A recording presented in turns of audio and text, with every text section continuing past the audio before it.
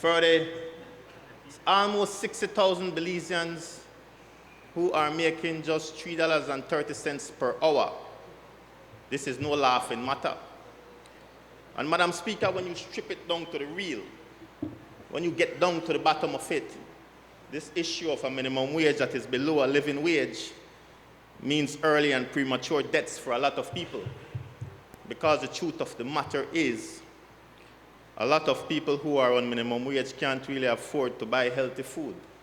And so they end up eating and having a lifestyle that's unhealthy that leads to diabetes, cardiovascular issues, high cholesterol, cancer, and the list goes on. Those preventable diseases are the leading causes of death in this country, not murder.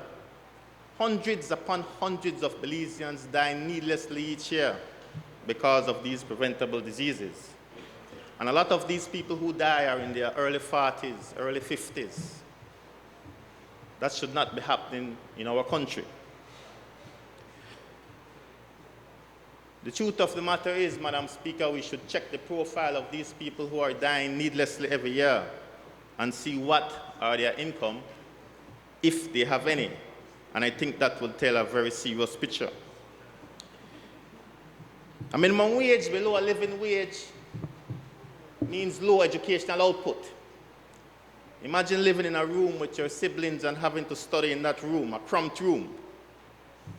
Or you have to move from house to house because your mother cannot afford the rent. And then we wonder why the PSC score is so low. If you are on minimum wage, in order to rent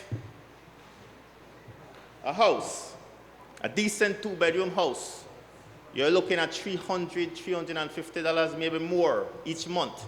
That's more than half of your salary if you are on minimum wage. The experts say that you should not spend more than 30% of your monthly salary on a rent or a mortgage. Anything beyond that is unsustainable. In our times, a lot of our people have to rent rooms, and they can't get a room for less than $75 a week. If you are making $140 or $150, then that leaves you with $60 or $70 a week to deal with food, to deal with utilities, to deal with clothing, to deal with transportation, to deal with education, babysitting. God forbid someone gets sick in your family and requires urgent medical attention. You see where I'm going with this, Madam Speaker? The reality is that a lot of our people are working full-time, but they are still living in poverty. This is a rich country. This should not be happening. This is unconscionable.